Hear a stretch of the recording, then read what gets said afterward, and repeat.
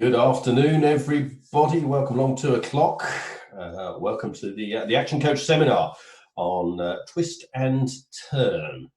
I'll explain a little bit more about what that's about in a couple of seconds. Just before we get started, can you just do me a show of hands? So down at the bottom of your screen, you'll see there is a function bar which includes the hand up icon and also gives you access to the chat box. Just to make sure that you can all hear me, first of all, could you just give me a quick hands up to say that you can hear me?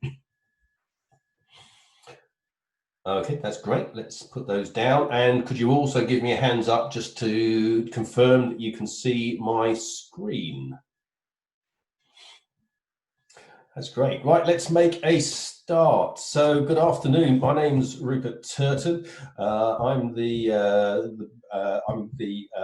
managing director. I forgot who I was then. I'm the managing director of Action Coach Oakham, where we work with small business owners so they become the best they can possibly be, achieving their business and personal goals. Whether that is more time to do what they want to do, a better performing team, or maybe even make more money. So what I want to talk about today is adapting your business to the changing circumstances around us. All businesses evolve over time in reaction to changing customer behaviours, new technology, or changes in staff. If the way you're used to doing things is no longer getting results, what I'll walk you through today is I'll talk to you about a couple of the methodologies that might help you identifying what you want from the business, decide what your business needs to look like to achieve those goals, and also just to understand what your business does and how to get to where you want it to be. Most of us know that something needs to change but can't work out what or how. The chances are you already know the answer, so let's just help you get to that answer. So you have a feeling that your business could be doing better than it is at the moment.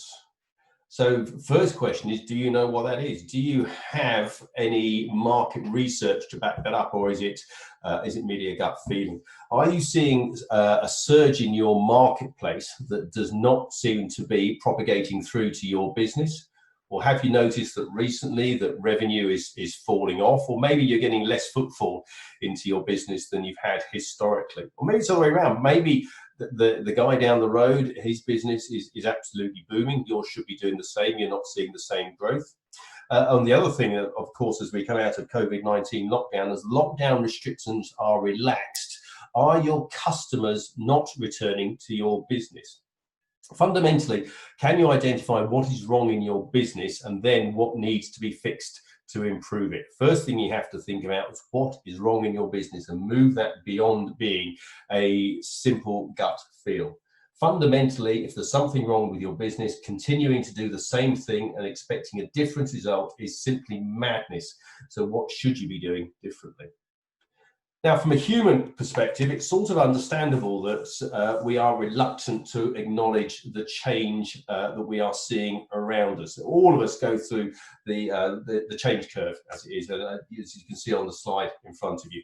All of us go through this emotional roller coaster every time something changes in our environment. So the first thing we'll go through is shock. Then we'll move up into possibly denial. You know, this isn't happening to me. This isn't a problem for me and for my business. Then it'll start to dawn on us that maybe it does impact us, and that's going to move more towards being anger and being cross that how dare somebody change something in my business, before we then start to drop down into frustration and not knowing what we should be doing next, where we should go, what do we do about this situation? And then we start to get down to that dip of depression before coming out of that, starting to accept the situation that we find ourselves in, and moving towards problem solving. When we get to problem solving, we're actually starting to fix the problem, starting to address the issue that we've identified in our business.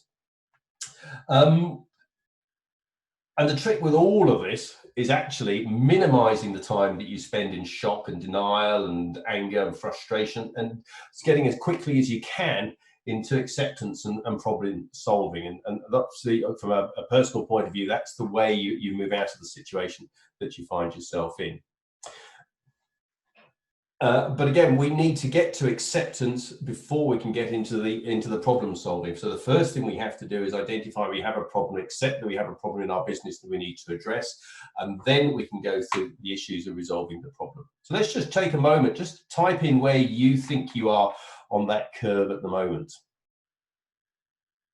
You can type that into the chat box. Just type in where you think you are on the change curve that you can see in front of you at the moment.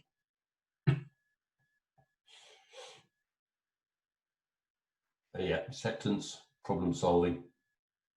Yeah, actually, yeah. So the majority of you, this is good news, actually, you're all in somewhere between acceptance, and the majority of you actually up in problem solving, which is a great position from your business. So let's just talk a little bit about how you know how your business is performing. So key performance indicators, that a phrase that may not be familiar to all of you. Fundamentally, these are the key metrics inside your business that tell you on a day-to-day, week-by-week basis how your business is performing, and give you indications of where things are working, or more importantly, of course, from this perspective, where things are not working as they want to. So the ones you have in front of you, these are the action codes. These are the standard key performance indicators that we get every one of our clients to report on. So the first thing that's of interest to any business is the number of customers coming into the business. That's a factor of the number of leads, number of people who contact your business on a day-to-day or week-to-week basis, times how efficient you are at converting them into clients. And obviously those numbers will vary depending on the type of business you're in. If you're running a bakery, I would expect that the majority of people who come into your shop are going to buy from you. If you're selling a service, I would think the number of people who actually decide to give their business to you is going to be reduced. It really depends on which business you're in. But the number of leads coming into your business times the conversion rate, your efficiency at converting them to customers, that overall gives you the number of customers coming into your business. And then for each customer, the next question is how many times they buy from you over a period, whether that period is a week, a month, or a year. How many times are they going to buy from you, and what's the average value of that sale going to be? So some of your clients will come in and they may only spend 10, 20 pounds. Other clients may come in and spend 200, 300 pounds with you. The average of every client, every customer that comes into your store, that gives you your average sales value for your business. And now, because we know the number of customers we've got, we know how many transactions they're doing with us over the period, we know what the average sale value is, we can work out what our revenue is. And then from that, we can very simply look at the margin on that revenue and work out what our profit is going to be for the year. So what I've done here, we've just a brief illustration of some numbers just to see how these numbers work in reality. The key things you need to take away from this are that actually the customers, the revenue and the profits, the areas marked in red, those are the things that are of great interest to you as a business owner. That's where you have that direct relationship. We all know that the number of customers we have will be proportional to the revenue that our business makes, which in turn will tell us what our profitability is going to be. But each of those in red, they're actually factors of other levers inside our business. So the number of leads and the number of conversion, that tells us how many customers we've got. The number of transactions and the number of sales, that tells us what our revenue is going to be. And our profit margin, that tells us what sort of profits we can expect to make from the business. So in this example, we've said we've got 4,000 leads coming into the business. Let's say that's over a year, just to put a time span on it. 4,000 leads a year coming into our business. Of those, 25% become customers. That means we've now got 1,000 customers per year coming into our business. However, on average, each of those customers buys from us twice. So maybe they buy in the spring and once again in the autumn, or whatever the factor is going to be. On average, those customers buy from us twice. And the average value, that's the average across all the sales we make, is £100. And we've worked that out by looking at the historic data, how the average sale value of our clients over a period of time. So that now tells us the revenue we're going to make, because we can multiply the number of customers we've got by the number of transactions they do with our business. That gives us the average sale value, which in turn tells us the revenue. And because we know what our profit margin is going to be, because we know what our costs are, we know what our profit margin is, we know what our profit is going to be. So in this example, £200,000 worth of revenue gives us a £50,000 worth of profit. Now, the reason that we're so keen on these is the changes to any of these numbers can have an enormous impact on the success of our business. So let me just do a quick illustration for you. If we were to go through and increase the number of leads coming into our business just by 10%, very simple, maybe more advertising, more telesales activity, I think we can all agree pretty easy to get more leads coming into our business. Simple increase, which will take us from 4,000 leads a year to 4,400 leads a year coming into our business. And then let's see if we can also increase our conversion rate by a further 10%. That'll take us from 25% to 27.5%. Now, that is really probably just the factor of a little bit of additional sales training for our staff, teaching them how to have the sales conversation, teaching them about how to lead into conversion. It's very simple to, just to increase that by 10%. I really don't think many of us have had much trouble improving our conversion rate from 25 to 27.5% with just a little bit of effort. Now, the impact of both of those, the increase in number of customers by simply increasing the number of leads by 10% and the conversion rate by 10%, isn't 10%, it's not 20% either, it's a factor of the two. So by increasing the number of leads by 10%, increasing the conversion rate by 10%, will increase the number of customers we have coming in the business by just over 21% now coming into our business, because it's a cumulative effect across the two increases. And then if we start to apply the same logic to the number of transactions that a client comes to us for, so taking it from 2 to 2.2 transactions a year, and that might be as simple as a special offer. Actually, if you come in and buy from us once, we will give you a 10% discount on your next purchase, encourage people to come back into the business so we can increase the number of transactions from each customer. And again, this is an average, so some customers may only come into your business once, some may come in 5 times. What we're looking to do is that that increase to the average number of transactions a customer performs with us takes them to 2.2%. And also let's do the same to the average sales value. So in moving the average sales value, maybe, you know, this is classic McDonald's, isn't it? You go in to buy a burger. Would you like fries with that? Would you like a drink with that? Suddenly that burger that you went in to buy for £2.50, suddenly it's cost you £5, £6 for the burger, but increasing the average sales value to £110 in this instance. So again, in turn, that gives us the multiplier to give us the revenue increase. That's taken us our revenue up by simply multiplying the number of customers by the number of transactions by the number of sales, all with a 10% increase. That's taken our revenue now up from £200,000 per year to £292,000 per year. An enormous increase in the revenue that our business is taking. That's a 46% increase on the revenue just by making those small incremental changes to the way we run the business. And now let's apply the same logic to the profit margin, simply by getting control of the costs, looking where we're spending money, starting to reduce our costs. Let's look and see if we just increase our profit margin by that 10% as well. That will take us to 27.5%. That means our profit has now gone from £50,000 a year to £80,000 or £80,500 per year. And again, all by those little changes in the way the business is performing. That's a 62% increase in profit simply by those small changes inside the business. And that's why these key performance indicators are so crucial to us. When they go in the right direction and we can see the numbers improving, we know that the business is going up. Conversely, of course, when we start to see the numbers going the opposite way, a 10% decrease in the performance in the number of leads that are coming into the business, or the number of transactions that our clients are performing with us, is of course going to have the opposite effect and reduce the overall revenue and the overall profit for the business. So it's worth keeping a really close eye on them. And these are just the headline key performance indicators. You probably, in any business, you'll have a number of other performance indicators, very much specific on your particular business area, but designed to tell you as the business owner exactly what's happening in your business at any point in time. So with any business, we have the demise curve. This is businesses getting into trouble. So the first thing is the business owner, the business is in trouble, but the business owner is not aware that he's got a problem. The next phase, the business is in trouble, but the business owner is still in control of the business. He thinks he's got control of where the business is. He understands what's happening.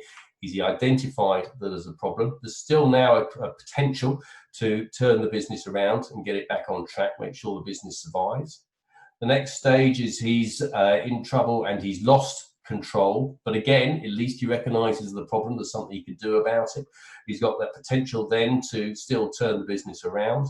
But if he doesn't get control back at that point, he's now lost the business. So the opportunity to save the business has gone away and he's down into liquidation. Demise curve, just understand that in any business, you need to be aware of how your business is performing and make sure your performance is performing to the best of its ability.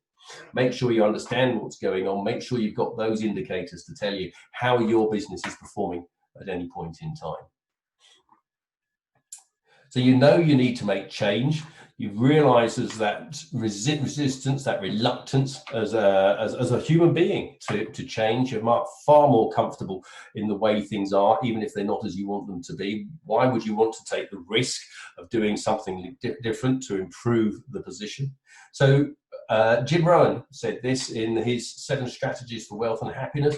You must take personal responsibility. You cannot change the circumstances, the seasons, or the wind, but you can change yourself. That is something that you have charge of.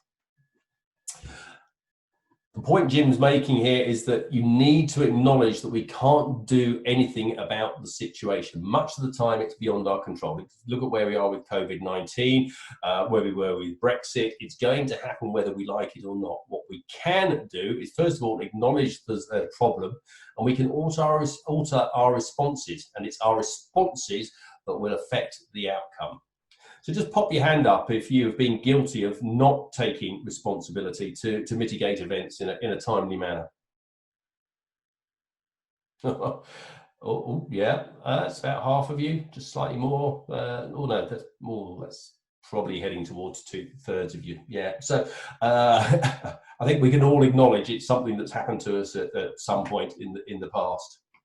So Paul McGee, one of my favourite authors actually, Paul McGee, in his book Sumo, which is Shut Up and Move On, well worth a read, very much about the way you react to circumstances in life. So Paul puts forward a formula in Sumo for the way you respond to events.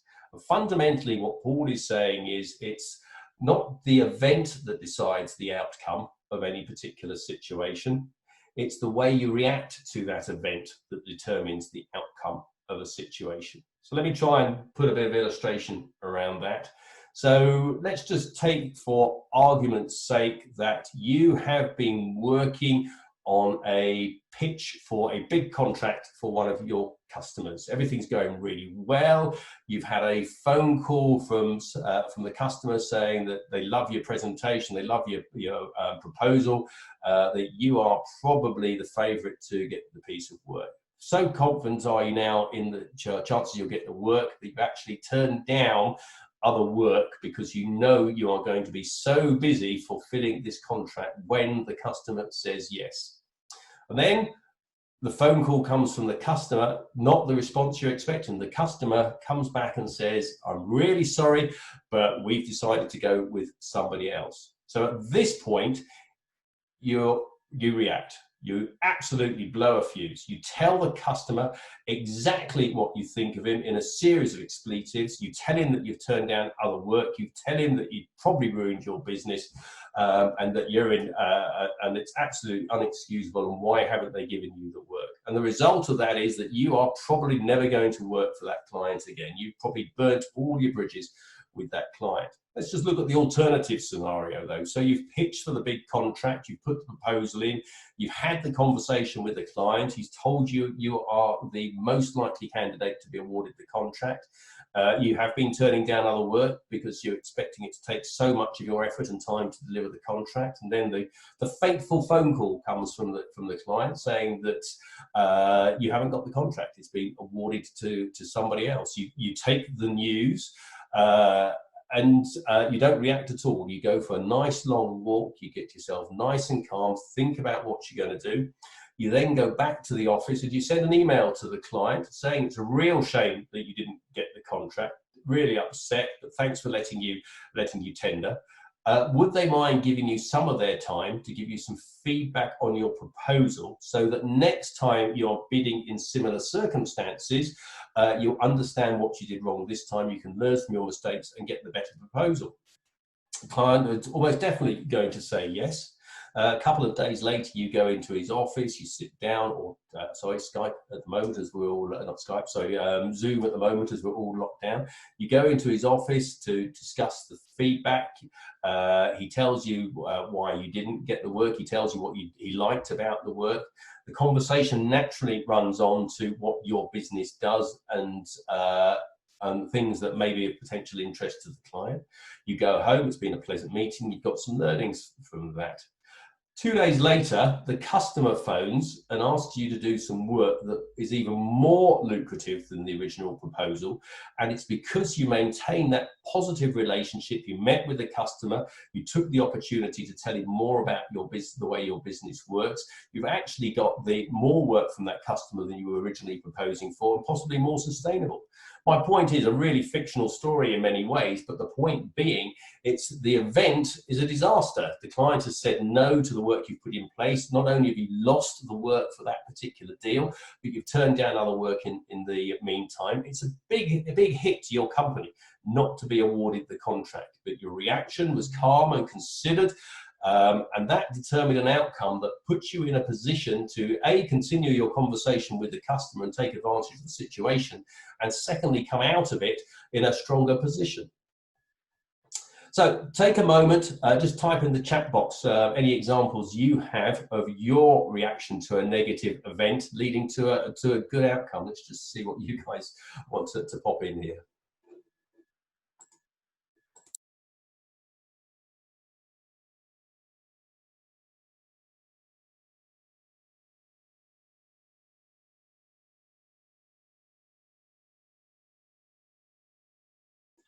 No, not so many responses here. So I've got a couple. So got gazumped on a house sale in 2007. Then, as a result of being gazumped, went back to the market and found the house we are now in, which has been our dream house. So yeah, a good outcome to that. The event, again, disastrous. Your reaction was to go and find another house, and the outcome has been your dream house. Oh, yeah, this one's a little off-piste. The flight to a sailing holiday was delayed due to a problem with the plane by 7 hours. Oh, that's quite a big issue with the plane. As a result of that, compensation was paid, which covered a similar holiday the following year. So yeah, not a bad outcome. I'm not sure what could have changed in a reaction, but yeah, great little story. So yeah. So either way, the point to take away from this is it's not the event that matters. The event might seem disastrous. What's going to determine the outcome is how you respond to that event. E plus R equals O.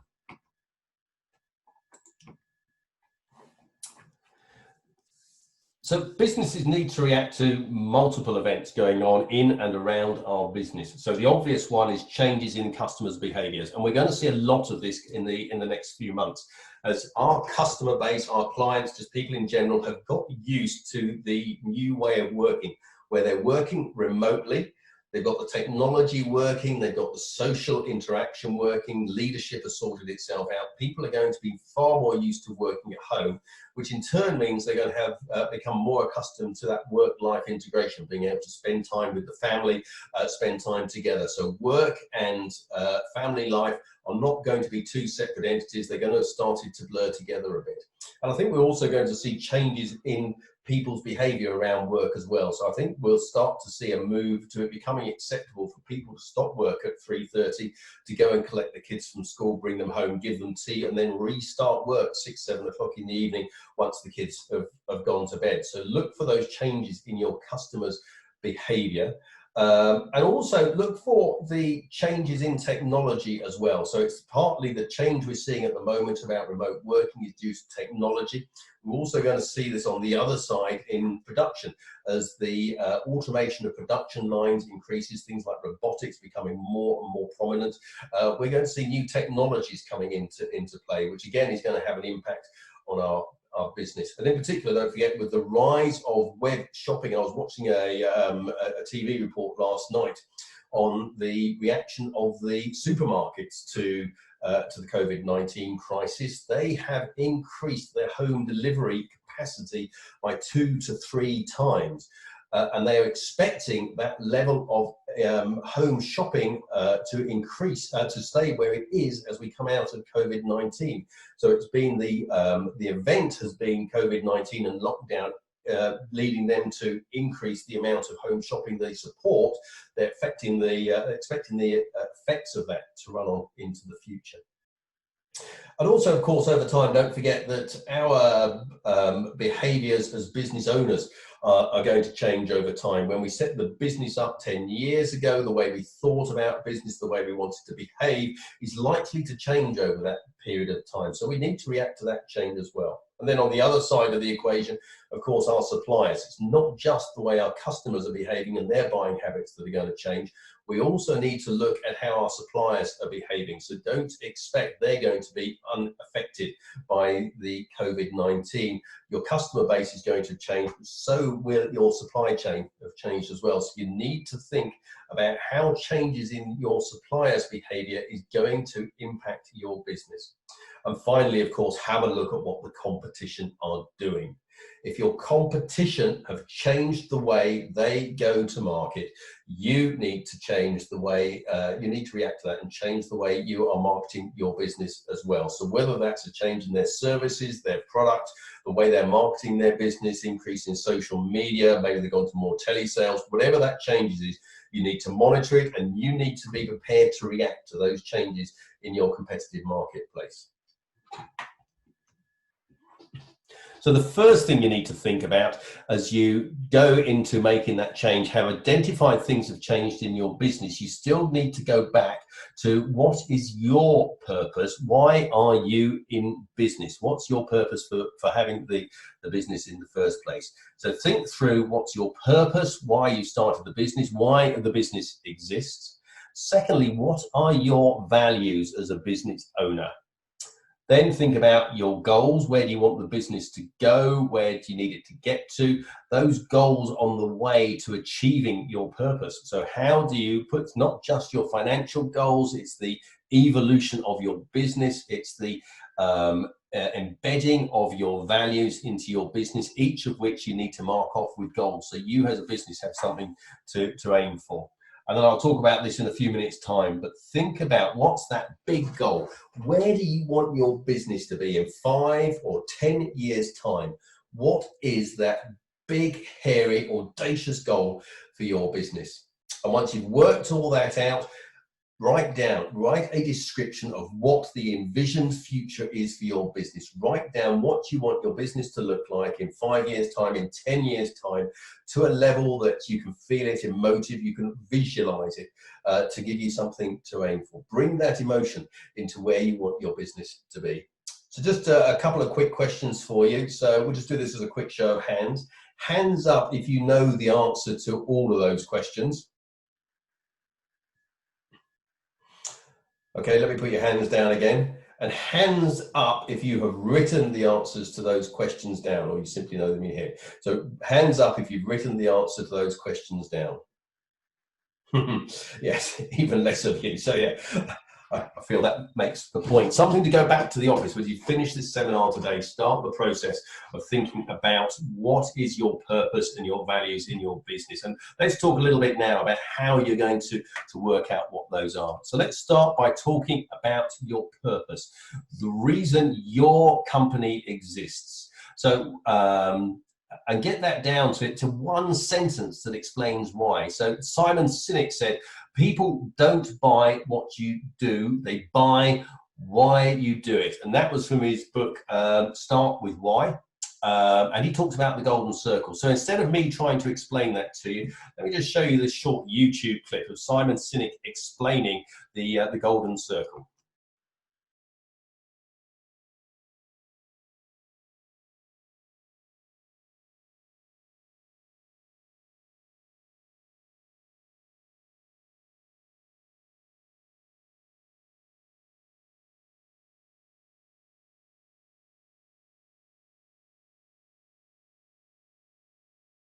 Spend a couple of minutes thinking about what your company's purpose is.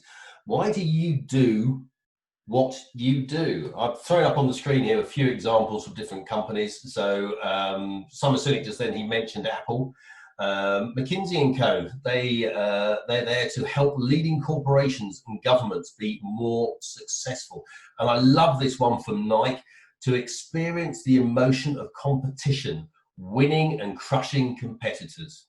And then Disney's is just lovely, isn't it? To make people happy. You can read the rest on your screen yourself. The point is, think about what your company's purpose is. Why did you start your company? What were you looking to achieve? What do you want it to be? Why do you do what you do? And then think about the goals for your business. Start to think about, having worked out what your business purpose is, decide what your business needs to look like to achieve those goals. So what products and services do you need to provide? Not what you sell today, that's just being lazy. What do you need to sell in the future?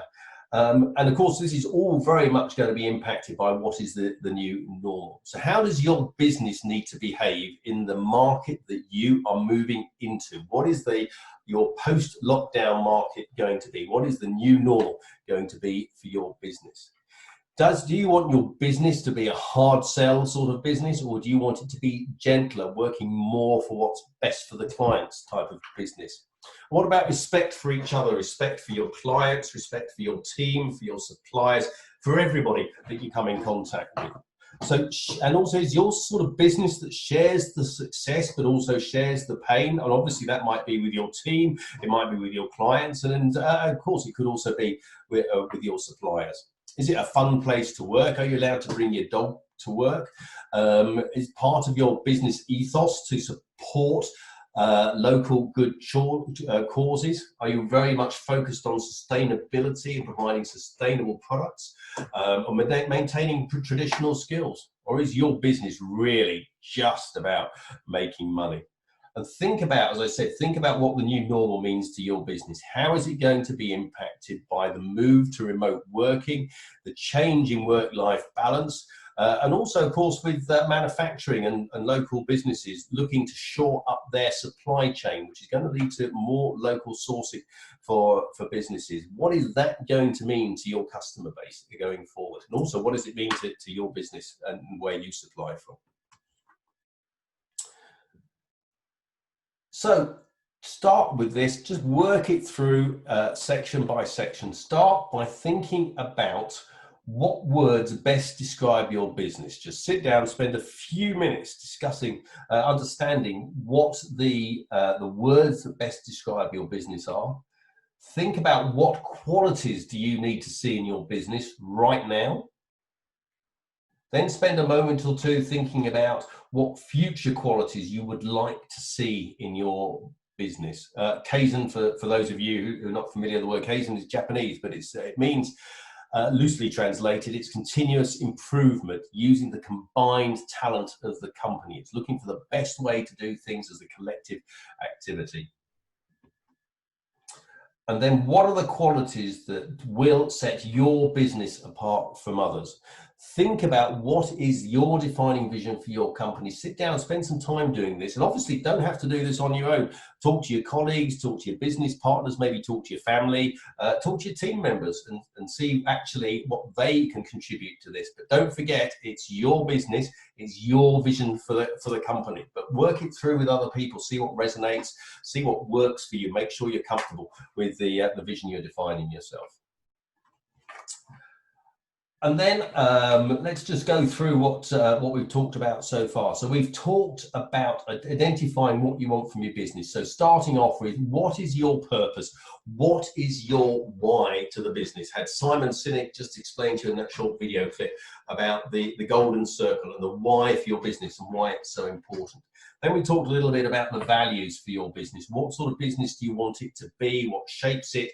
How do you want your business to behave? What sort of business do you want it to be? And then having worked out your purpose and your values, you can then start to set the goals over a period of time to make sure you achieve that. Put in place your goals for your longer term goal, your shorter term goals, your 5-year goal, your 3-year goal, what you need to achieve this year. And then think about, what are your quarterly goals, quarter by quarter? What do you need to achieve each quarter to make sure you achieve your annual goal? What do you need to achieve week by week to achieve your monthly goals? And start to plan, put in place, and use those as the key indicators of your business's performance. Haven't really spoken about this next one, really glossed over it at the beginning of this section. Your big, hairy, audacious goal, your BHAG. And this is really the goal that when you started the business, this is the reason you got into business in the first place. This is your conquer the world sort of vision. So there's a couple of examples of this. Let me give you a couple of famous examples. So Walmart, back in 1990, they set themselves a goal of becoming a $225 billion company by the year 2000, which was a fairly hefty goal at the time. I mean, oh, great one here. Ford, back in the very early 1900s, their goal was to democratize the automobile, make it available to everybody. And actually, this one from Sony is really interesting. So this comes at a time, a long time, this is before I was born, so a really long time ago. This comes at a time when the Japanese reputation for manufacturing was really low. Back in the 1950s, Sony said they wanted to become the company most known for changing the worldwide poor quality image of Japanese products. And you've only got to look back and see what they achieved to realize how astoundingly they performed against that goal. And then there's other ways of setting your audacious goal. There's the common enemy, the David versus Goliath sort of scenario. So Nike in the 1960s, their goal was to crush Adidas, who are the dominant player in the sports market at that point in time. There's a lovely one here from Honda in the 1970s. Honda set the goal of, we will destroy Yamaha. And then the other one, role models, definitely for up and coming companies. So those of you who like your cycling will be very familiar with the Gyro brand. They set themselves the goal in 1986 of becoming the Nike of the cycling industry. If you're a cyclist, I think we can agree that they pretty much achieved that one. And slightly off the wall, but Stanford University in the 1940s, when their reputation really wasn't that good, they set themselves the goal of becoming the Harvard of the West of America. So big, hairy, audacious goal. It's that, if you sat back and this is what I'd really like my business to be, this is what I want it to be, the one you almost dare dream about, that really is what you'd be setting yourself as your big, hairy, audacious goal. And then having got that, having set your purpose and your why and got your values sorted out and your goals and your audacious goals sorted, sit down, write it down as an envisioned future. The envisioned future is a description of what it will be like when you achieve that goal. It talks about what it feels like to a level that you can almost see it and you can touch it. It's very positive. It's what you want, not what you want to get rid of. It's the usual thing, your brain doesn't register not. So if you say, I do not want to be poor, all your brain will register is, I want to be poor. And if you set your goal as I want to be poor, that's probably what you're going to achieve. And it thinks about the end result, not how you will get there. It's talking about the end result. No detail in here. It's just where you want to get to. But above all, the envisioned future, it needs to be a vibrant, engaging, and specific goal for you personally and for your business. Oh, now the formula for change. This is a really powerful formula. It helps us understand what we need to do in order to promote change. So let me just talk you through this. The formula is, I'm afraid, action coach pseudo maths. But we'll start at the right-hand side. So the R is for resistance. That's your resistance to change. And to overcome that resistance to change, we have to have a few things in place. So first of all, we have to be dissatisfied with the situation we find ourselves in at the moment. So in this scenario, that is, our business is not performing as we'd like it to perform. It's getting to the point we are so disappointed with that position that we're getting to the point we want to do something about it. Dissatisfaction with where we are today. But that on its own is not enough. Not only have you got to be dissatisfied with where you are, you've also got to have a vision of where you want to be in the future, a clear vision of what the improved world is going to look like. So there you have it, dissatisfaction times your vision for the future. That needs to be greater than your resistance to change. That needs to be big enough to overcome your human resistance to changing the way you're behaving at the moment. However, there is one more step we need to add to that scenario, and that is the first step in making that change. So there's the formula for you. It's the dissatisfaction with where we are today. It's your vision of what the future could look like. But then in addition to that, it's the first step, overcoming that first step to actually get you rolling towards to a new future, overcoming that overall resistance to change. So ask yourself, if you have a view that your business could be performing better, but you can't overcome that resistance to change, is that because you don't have a clear vision of what your business could look like in the future? Just underlines how important having that clear vision as to where you're going is to your business. Let's just talk quickly as well about the, if you like, the phases of change as well. So I stole this from BNI, by the way, but think about, where do I want to be? When you set that big, hairy, audacious goal, first thing you're going to fear is fear. Actually, I just can't see anywhere I can get there. As human beings, we are programmed to not do anything that goes too far out of our comfort zone. Anything disrupts the status quo. And part of that's an evolutionary thing as well. Because even from an evolutionary point of view, we had to fit in with the tribe. We had to fit in with the pack. And anything that would make us look like an outsider immediately endangered our survival as part of the tribe. And if we got thrown out of the tribe, it was almost a definite death sentence. So we had to make sure we always fitted in with the tribe. So as soon as we say something that we think is not normal, it is beyond what other people we expect, we immediately go into that fear zone. Over a period of time, we start to work out how we are going to achieve our goal. I always compare it to standing at the bottom of the cliff, wondering how you're going to climb to the top. When you first look up the cliff, it's terrifying. You've got 100 feet worth of cliff to climb. You just cannot see how you're going to get to the top. And then you sit back a little bit and you start to look at the cliff face, and you start to see where the handholds are, the footholds are, maybe the ledge that you can have a little rest on. You start to work out how you're going to get from where you are today to how you're going to get to the top. You also start to work out what you have to do on the way up to move between the different handholds and the different footholds.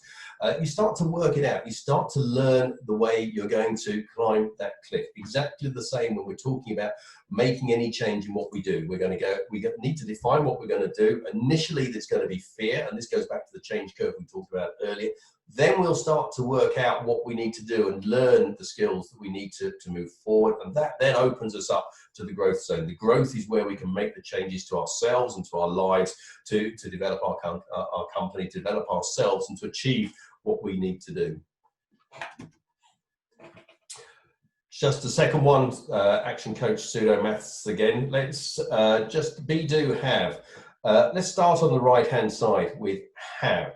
Have is all the new things that we want to have in life. It's what we want to achieve. It's where we want to be. It's the do is the things that we then need to do to allow us to get to those achievements. And the B, that's the way we have to behave to get there. So the have is maybe you want to have £1 million business, or you want to buy that new house, make enough profit to buy the new house, or enough profit to take your family to Disneyland or do that round the world cruise. What do you have to do? What actions do you have to take inside your business to get you to a position that you have those things? And in turn, what does that mean you may have to do in terms of things you have to learn? You have to do them. So what sort of person do you have to be to do those things to allow you to have what you want to have in the future? And so part of that, you might have to change your personality. You might have to educate yourself to be a better business owner. You might have to read more business books, watch more educational business videos, get yourself a coach. That would be ideal. All of those things, those are the things to become the person you need to be. What are the actions you have to complete to get to what you want to have? And the business plan needs to cover the do and the have. It needs to get your mindset in the right place for those changes. Talk about what you need to do inside of the business, what you need to be to get yourself. Set your sights on what that business needs to be. Maybe set yourself up a dream board as well. A dream board is just a series of pictures in a prominent position of the things that you want to achieve. It just helps to keep your mind focused on what you want your business to be, where you're trying to take it, and help you to succeed in reaching those goals. Now, I'm not sure, actually, let's just do a quick show of hands. Let me put the hands down again. So who knows what the reticular activating system is? Oh, a couple of you. Okay. Do you want to type in the chat box what the RAS is? Yeah, filter. Yeah, filter for the brain. Actually, you're the first one up. Spot on. Yeah. So the reticular activating system is a filter system for the brain. If you think about it, there are all day, every day, there are loads of stimuli coming into our brain, whether that's in visual things that are happening around us, it's things that we hear, it's things that we feel. All these stimuli coming into our business at the time, thousands of stimuli coming in every second. And if our brain tried to react to all of those, it would just be utter confusion. So the reticular activating system is a part of our brain that acts as a filter. It filters out those things that are of particular interest to us. Now, historically, and from an evolutionary point of view, the RAS was there to look out for things that might endanger our life, for animals that might eat us.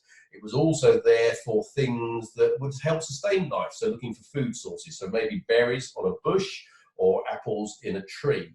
Now, obviously, as time has gone by, the need to have those, to look for, be protected, the chances of us being killed these days are thankfully very remote. Food is, let's face it, fairly plentiful. We don't need to focus too much on those survival instincts. So what we can now do is tune the RAS to look for things that we need from a business perspective. So maybe you need to identify a new premises for your business. Your brain will be naturally looking for it, even when you're not thinking about it. You might walking down the high street, notice an empty unit, which actually would be just perfect for your business. It's what tunes your brain. It's the reason that if you decided to go out and buy a red Maserati, actually, I do Maseratis in red, actually, but you went out to go out and buy a red Maserati thinking it was a unique car, all of a sudden you would see red Maseratis everywhere, because you would subconsciously be looking for that car. You wanted to know that A, you were acceptable, you were getting a car that people would want, but it was suitably unique. So your brain would naturally tune into looking for it.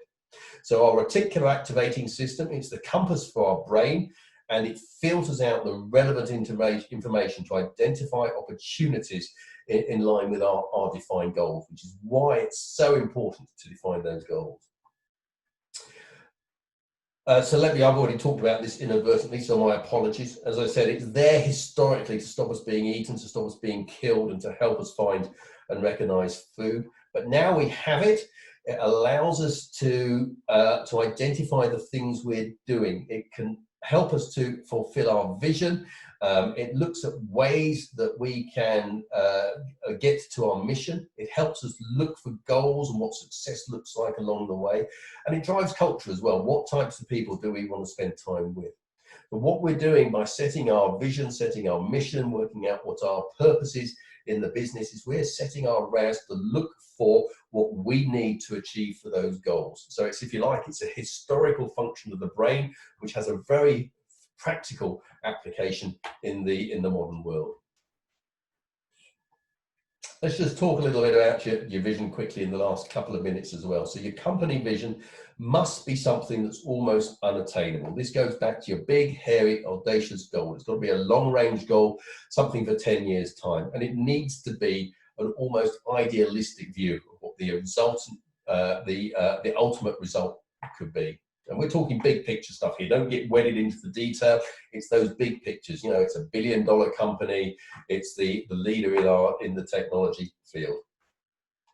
It's a really common option, by the way, to set a vision of being the best in your industry or in your region or even the world. But that's not really a particularly good vision. You need something that differentiates you in your market, makes you stand out from the competition. So a great example, historically, the simple LP. So when I was growing up, the long-playing vinyl record was the staple for purchasing any music. And let's face it, it was a fairly lucrative business, the music business at that time. That then got superseded by the iPod. So all of a sudden, what would have been a complete rack of LPs, possibly a whole room full of LPs, could suddenly fit onto a device that fitted into my pocket. That's pretty much utopia. I think things couldn't get any better than that. But the vision back with the LP was actually not to carry the music around in the iPod, excuse me, but to actually be able to get any music you wanted on demand. That takes you up to Spotify. And think of that migration, visualizing any music you want anywhere in the world on demand, when we were working in an environment where music had to be delivered to you on a vinyl disc. Excuse me. So ask yourself, does your vision enroll and inspire others? This is the how from the golden circle. It's the rules of how you're going to do business. Most companies only have 3 to 5 items on their success for companies. It's what though drives them in making their decisions. So it needs to be clearly described, so you know the behaviors that demonstrate and the values that are being lived.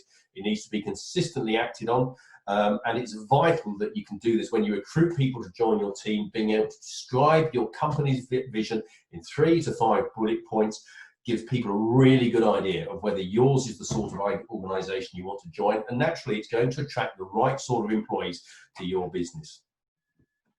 So we've covered a lot of stuff today. I'm afraid we've run out of time, so normally I'd ask you to pop your questions into the chat box and we can address them. As I can't, I'll give you my contact details in a moment. Feel free to email any questions you have to me, and I'll try and answer them for you in the next couple of hours. But to achieve results in your business, first thing you've got to do, have a dream, work out where you want your business to be, what you want it to look like. Then put in place the goals that allow you to achieve that dream. So what do you need to do in the next year, in the next 3 years, in the next 5 years, the next 10 years to achieve that dream, that personal dream, and what it means to your business? Then what do you have to do as a business owner? What skills do you have to learn? What do you have to learn to do to allow you to start achieving those goals? And of course, then put a plan in place as to how you're going to achieve those goals. And then finally, of course, having got all that in place, having got the plan in place, the next thing you have to do is to take action. And that's what gets results for your business. I hope that's been a useful session to you today. Sorry, slightly overrunning. If it has been useful to you, please, could you leave a review? Could you please leave a review for us or follow us on Twitter or Facebook. Facebook Live, doing a Facebook Live at 7:45 every morning with just like 5-10 minutes worth of stuff that's useful to you as a business owner to use in your business over the coming days. And then finally, if you do have any questions, please contact me at rupertturton@actioncoach.com. Our phone number for those of you that would like a more detailed chat is 01572 497 030, or go to our webpage, which is oakham.actioncoach.co.uk. Loads of useful information up there for you. Please have a look. And also, during COVID-19, we are doing gifted coaching to any business that wouldn't necessarily engage with us normally, but would benefit from some of the things that we can help out with in your business on a day-to-day basis. I hope it's been a useful session to you today.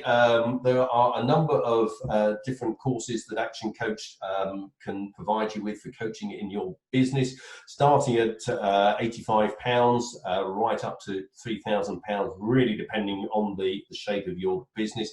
Again, have a look at the website, details are up there, or email us, give us a call. Happy to talk them through with you. It's been great talking to you today. Thanks for your attention. Thanks for all being here.